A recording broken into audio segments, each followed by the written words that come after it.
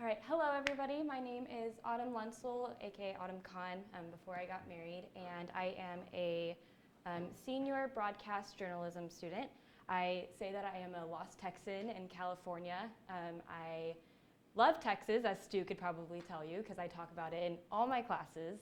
And moving to California was very interesting, especially because I am such an avid news watcher. Ever since I was in second grade, I fell in love with broadcasting. There was something about giving a voice to someone that just an average person, they can be on TV. As a second grader, of course, that's what I thought of. And that led to me going into middle school and joining the Corral TV. We were the Mustangs, so very clever, very, very clever. And there I learned kind of what a news broadcast would look like in the middle school version. We did actually do a live newscast every single day, so that was pretty cool, and I knew that's what I wanted to do. I had such a fire for it. I knew that one day I was going to be a broadcaster and nothing could ever change that.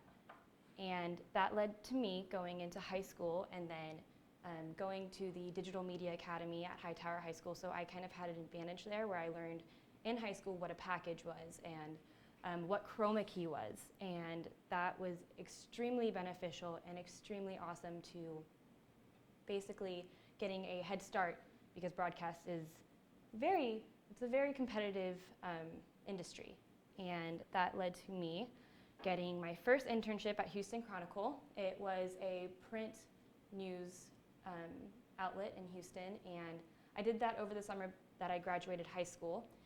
I liked it, but it was fun, it was great, and I liked getting my stuff published. I thought that was the coolest thing ever, but it wasn't exactly what I wanted to do. And I realized that very soon, that it wasn't as competitive as I wanted it to be. It wasn't as fast-paced as I wanted it to be. Sitting at a desk and writing and phone calling and maybe going out there, but not really being active, was not what I desired. And that soon led to me going into college and getting my first broadcasting internship as a freshman. And I was extremely excited. I got it at KETK, Tyler, Texas. That's the NBC affiliate. Here are some timeline pictures from my Facebook. I put these up here just to kind of show you what my life looked like in 2013 and how passionate I was about just journalism and broadcasting. I was writing VOs for the 10 o'clock news for the main anchor. And I shadowed the anchors and the reporters, and I learned what a stand-up was, and I absolutely adored it.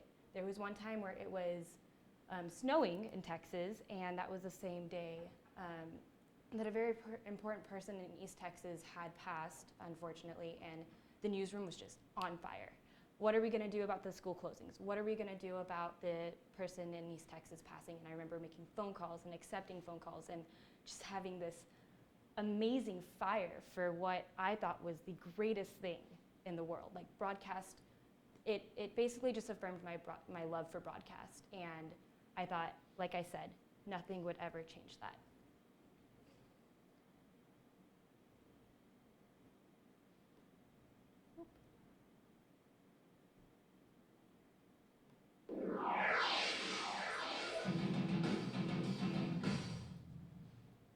Good morning and thanks for joining us for the CBS 19 This Morning update. I'm Clint Yates. And I'm Dana Huey.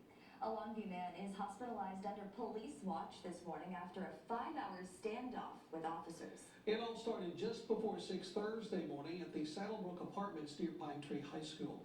Police say 20-year-old Shane Afzal barricaded himself inside one of the units and fired off several shots when officers arrived.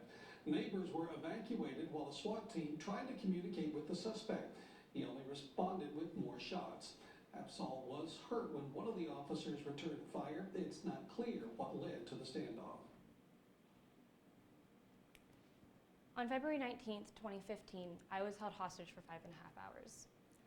I'm still not sure why that happened, and I'm still trying to wrap my mind around what exactly happened that day. And I knew that the events had consequences. I knew that there would be some uncertain anxieties that I would face that I never thought I would face in my life.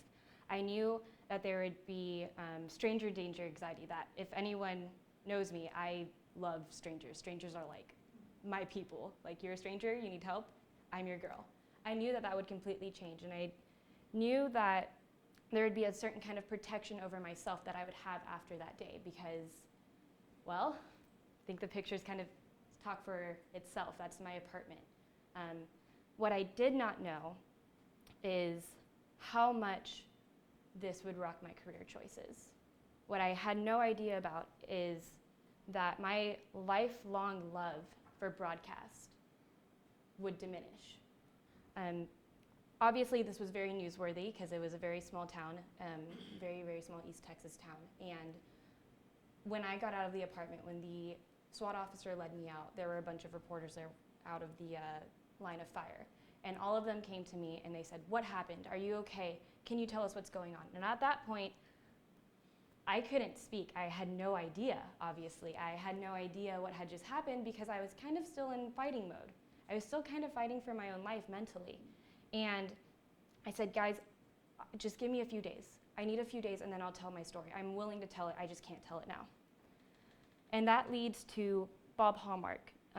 He is a journalist at KLTV, ABC affiliate in Tyler, Texas, and he was there at the original spot of the shooting, but he also came to my school about 2 hours later saying, "Ma'am, we just really need your story, please. There's a lot of people saying that this was police brutality and we need it." I said, "Sir, please, I just need a couple of days." Then he came to my apartment that night, not to get MOSs, but to ask me again for my story, right when my truck was released, because unfortunately I couldn't drive her off because she was part of the investigation. Yes, my truck is a she.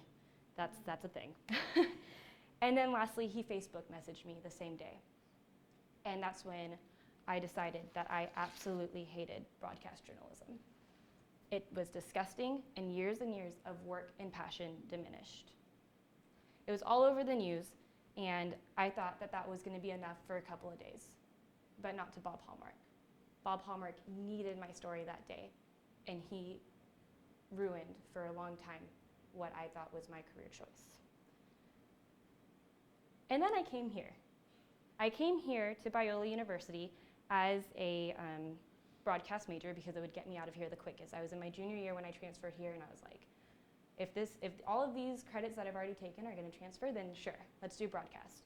I was planning on getting an MA in teaching, a master's in teaching, and that's what I wanted to do, which is when Intro to Broadcast happened. And Stu and I were talking one day because he was trying to get to know me, and I told him that I wanted to do teaching, and he kind of looked at me with a strange face and said, "So, do you want to do this? Like, why are you here right now, basically?" Because we all know how awesomely honest Stu is. And I told him my story and how I can't be that person that harasses a victim. I can't have a news director that's going to make me do that. And Stu said something along the lines of, "Well, you don't have to do that, you know." And I was like, my mind is set. And then I did a Disneyland package. Just became a little more pricey. Earlier this week, Disney Industry released their new ticket prices for 2015 and 2016. Typically, prices are known to go up. However, this year, pass holders are upset because some saw an increase of 35% for top-tier passes. We talked to a local travel agent and annual pass holder to hear her opinion. They can basically do whatever they want. It doesn't matter if they have parks around the world. People are always going to come here and to the other various parks. Spoke to some people in downtown Disney and they are not happy with the increased price. That's ridiculous how much it is. My passion for broadcast started to come back a little bit. My passion for what I had once loved and once needed to do in my life started coming back, but I still kind of shrugged it off. After talking to numerous people from my other internships, they also told me that in their career, when a victim says no, they've given them space, and that I could do the same thing. So I have spent the last year trying to become this multimedia journalist that I have basically avoided for the last year. And I realized that there's a difference between a journalist who is known to be sharks, biased, don't care, just want the story. And that is what I felt at the time Bob Hallmark was for me, and that's what I didn't want to do. And then there are truth-seeking competitive journalists, which is where I come in. Through February 19th, I found out the importance of victim's story. As Bob Hallmark told me that day, that there was a question of police brutality and that the community was basically outraged because they thought that this man was an innocent man doing something, he was just mentally unstable, and that the police just wanted to hurt him, when I was the only one that knew the true story that day. I was the only fly on the wall that day. I was the only victim that day that could tell the truth. Through February 19th, I learned that I can not only be a compassionate journalist, but I can even be an empathetic journalist. I can go to victims and say, I know what you've been through. I know what you're thinking right now. I know that what just happened to you probably turned your entire world upside down. And I'm here to tell you that I'm just here to listen. What you want off the record and what you want on the record, I'm here. And if you just want to cry, I'm here. But I want to tell your story, and I want your story to be heard because that's what you deserve. I learned that sometimes we give voice to the voiceless. And,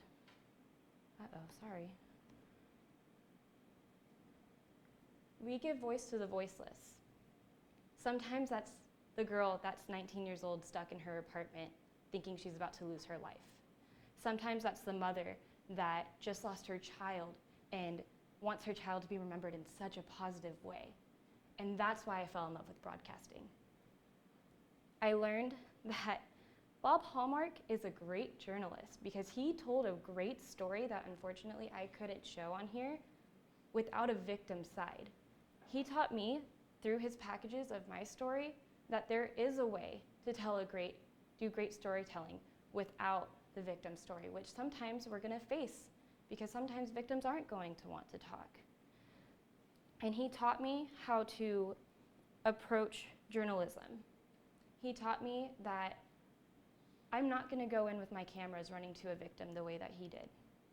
I'm not going to completely harass someone when she says no. But I am going to be competitive, and I am going to go to those people, and I am going to say, if you want to talk, I'm here. If you don't want to talk, then I'll go away. But this is the importance of your story right now. Just hear me out. I will be persistent, but I will be ethical at the same time. And I think that journalism needs that so much, and I'm so excited to bring that to the field. Lastly, I will be graduating in May, and I have a lot of catching up to do. Right now I'm working on my reel, trying to do stand-ups to catch up with the last year that I've spent hating broadcast journalism. I will be anchoring EV with Dallas Dickinson next semester, so I'm really excited about that. And I'm attempting to, like I said, get newsworthy stand-ups like election night, election protests. That was huge. And I even, on my honeymoon last week, did a stand-up about the Zika virus in Mexico. I have a lot of catching up to do, but I'm willing and absolutely on this thrilling pursuit to be a broadcast journalist, and I'm thankful to be alive and will carry the lessons of February 19th with me everywhere I go. This concludes my presentation, and I would love to take any questions or comments from the audience. Thank you.